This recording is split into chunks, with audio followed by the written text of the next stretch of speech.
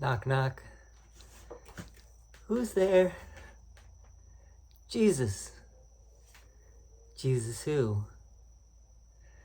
Christ, will you open the damn door already? And if you don't open the damn door, you're gonna go to... Now, the reason why that joke is funny, I shouldn't have to explain the joke, but it's funny because you are Christ. We're all Christ.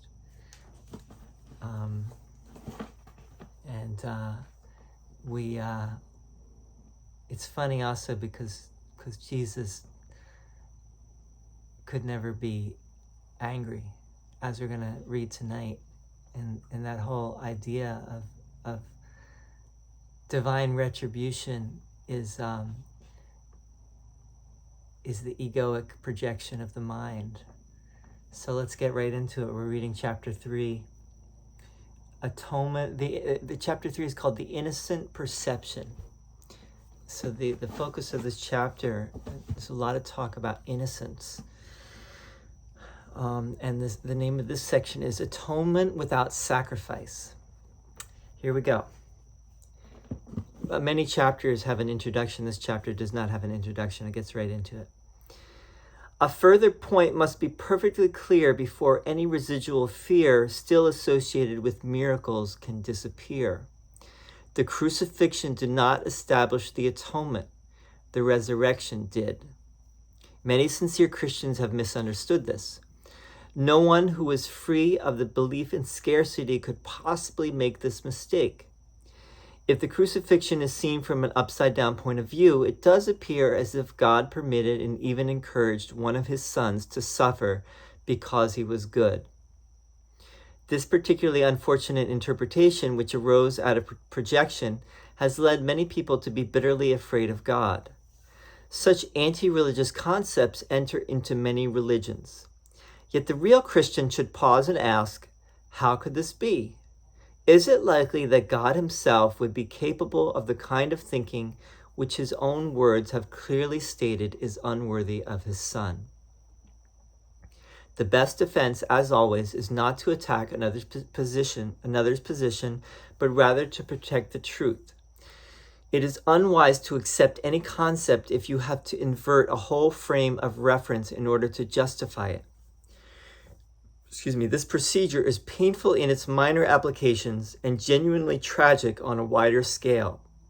Persecution frequently results in an attempt to, quote, justify, unquote, the terrible misperception that God himself persecuted his own Son on behalf of salvation. The very words are meaningless. It has been particularly difficult to overcome this because, although the error itself is no harder to correct than any other, many have been unwilling to give it up in view of its prominent value as a defense. In milder forms, a parent says, quote, this hurts me more than it hurts you, unquote, and feels exonerated in beating a child. Can you believe our Father really thinks this way?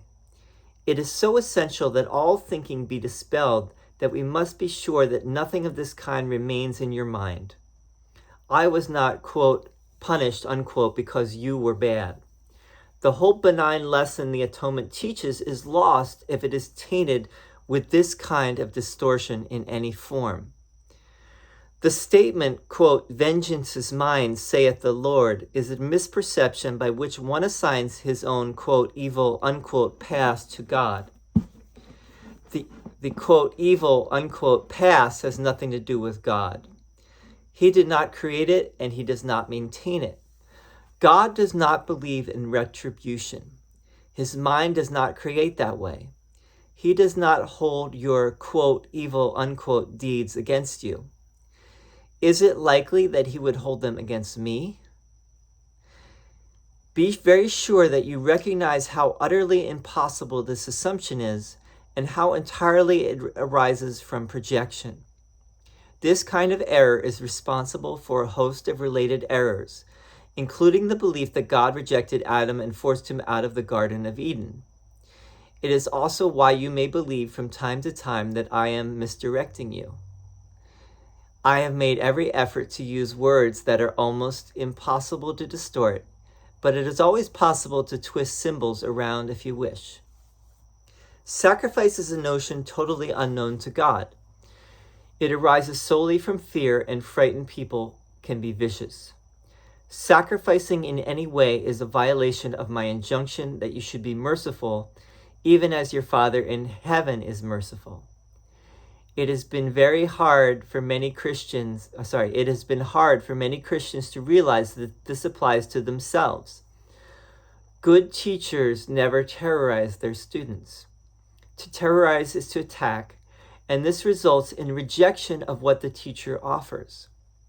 The result is learning failure. I have been correctly referred to as, quote, the Lamb of God who taketh away the sins of the world, unquote. But those who represent the Lamb as bloodstained do not understand the meaning of the symbol. Correctly understood, it is a very simple symbol that speaks of my innocence. The lion and the lamb lying down together symbolize that strength and innocence are not in conflict, but naturally live in peace. Blessed are the pure in heart, for they shall see God is another way of saying the same thing. A pure mind knows the truth, and this is its strength. It does not confuse destruction with innocence because it associates innocence with strength, not with weakness. Innocence is incapable of sacrificing anything because the innocent mind has everything and strives only to protect its wholeness. It cannot project. It can only honor other minds because honor is the natural greeting of the truly loved to others who are like them. The Lamb, quote, taketh away the sins of the world, unquote, in the sense that the state of innocence or grace is one in which the meaning of the atonement is perfectly apparent. The atonement is entirely unambiguous. It is perfectly clear because it exists in light. Only the attempts to shroud it in darkness have made it inaccessible to those who do not choose to see. The atonement itself radiates nothing but truth. It therefore epitomizes harmlessness and sheds only blessing. It could not do this if it arose from anything but perfect innocence. Innocence is wisdom because it is unaware of evil, and evil does not exist. It is, however, perfectly aware of everything that is true. The resurrection demonstrated that nothing can destroy truth. Good can withstand any form of evil as light abolishes forms of darkness. The atonement is therefore the perfect lesson. It is the final demonstration that all the other lessons I taught are true. If you can accept this one generalization now, there will be no need to learn from many smaller lessons. You are released from all errors if you believe this. The innocence of God is the true state of the mind of his Son. In this state, your mind knows God, for God is not symbolic. He is fact. Knowing his Son as he is, you realize that the atonement, not sacrifice, is the only appropriate gift for God's altar, where nothing except perfection belongs. The understanding of the innocent is truth. That is why their altars are truly radiant. Wow. This whole thing is a big wow. Much that is being said here. Let's start with just the innocence. And Jesus quotes a number of passages in the Bible, both the Old Testament and the New Testament here. The Hebrew Bible and the Gospels. Like, vengeance is mine, saith the Lord. I believe that's from Exodus, from, well, I could be wrong, but in the Ten Commandments, God says something like that. I will visit the sins of the fathers on the children, etc., etc. I am the Lord thy God, that thou shalt have no other gods before me. the idea of a jealous, zealous God is the antithesis, actually, of what Jesus is presenting as God here. God does not judge. God certainly does not wreak vengeance on the evil or those who are evil. Evil, and evil is in quotes three or four times here. Evil is put in quotes. Evil is not even a reality in God's awareness, and it's not, that is symbolic to speak of God's mind or God's thought. But God himself, Jesus says here, is fact, not a symbol. God is not a symbol. God is a fact. God is a reality that we're all waking up to, and realizing that we are God, that we are one with God. We all have that innocence, and I'm a father now. I have a 4-year-old, and I've been watching him every day. I've been, there's been many times. I will just be completely upfront and frank here. There's been many times where I've been annoyed, where I've even wanted to use corporal punishment, or yell, but I really do my best to remember to live the course, which is that punishment. The important thing is when Jesus says here, good teachers never terrorize their students. To terrorize is to attack, and this results in rejection of what the teacher offers. The result is learning failure. In other words, and this applies to all teachers, and we're all teachers and we're all students, but as a father to my child, it's really not going to help. On some level, it might, there might be an expedient short-term value to meting out punishment, as my dad did. My dad would hit us. He would call us names. He would make us feel horrible, actually. Was that helpful to us or to him? No, I grew up actually being very afraid of my dad. I was intimidated by him. I ended up having a lot of issues, things that I held against him for how he treated us growing up. And on some level, we all turned out okay. But what would have happened if my dad had been had treated us as he would like to be, in his heart of hearts, honored us as the same as him, and remembered that he was once us, and he once was very innocent, very impressionable, and all the things. If he could just remember that. I don't want this to be about my dad, because my dad, like everyone, he had a very difficult life, and he did not have these kinds of teachings to help him. Now, that might have been his choice, but what I'm getting at here is just the idea that Jesus is bringing up here, which is that we do not need to attack others or in any way hurt them in order to teach them something. And it does not make any sense to to teach love through fear. On a certain level,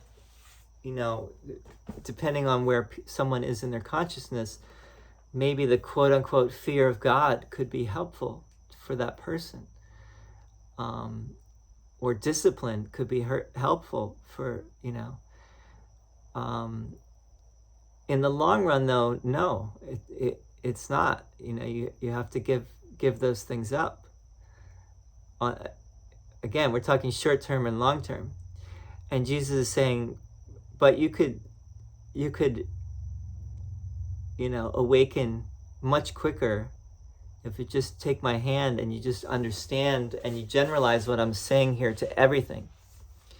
That this idea that God had to sacrifice his son in order to take away the sins of the world.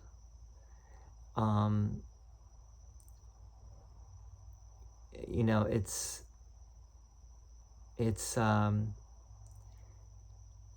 doesn't make sense in a sense. I mean, for many people it still works and is meaningful. But let's just say this though. Jesus is saying this. He's saying this for you, for the person who is already on the outs with Christianity, who already has a problem with that. He's not saying it for, believing Christians, and this is not attacking Christianity. This is only bringing a correction for those who would like the correction. The deeper understanding for those who are open to it and are ready for it and who want it. This is not better or worse. This is just another understanding for those who feel resonant with this. I certainly do myself. Otherwise, I wouldn't be doing this. And I think this is, for many people have a hard time with the so-called God of the Old Testament.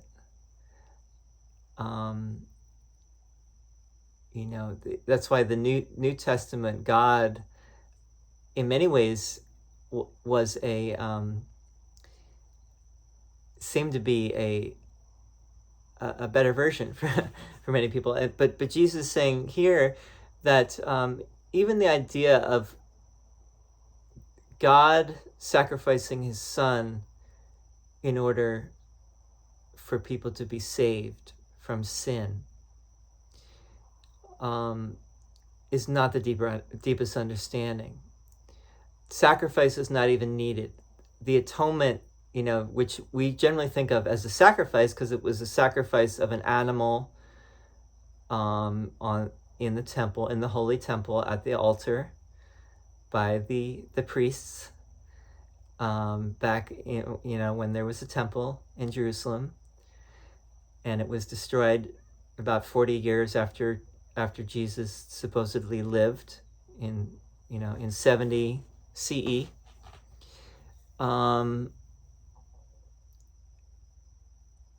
The atonement that Jesus is talking about is not that atonement. The atonement that Jesus is presenting here is that the separation, there is no separation from God. The idea that love is the only reality. If love is the only reality, and we all know what love is, why would there even be need for any kind of, think of all the negatives, the anger and the hatred and the judgment and the feeling of wanting another to burn in hell or be damned, or think of all the things that actually do go through our minds, or wanting to punish others for their actions, etc., etc. Now, it's not to say that let's just differentiate for a moment. It's not to say that there aren't certain expedient measures in that sometimes need to be taken. It's really, this is all about what you do in your mind, right? It's not about necessarily action, because you could, if you needed to, I said this before, do something to prevent someone from harming another, and still, refrain from anger and judgment toward that person, and in fact still feel love and compassion and forgiveness, and a recognition that they are your equal and equally as worthy of love as you are.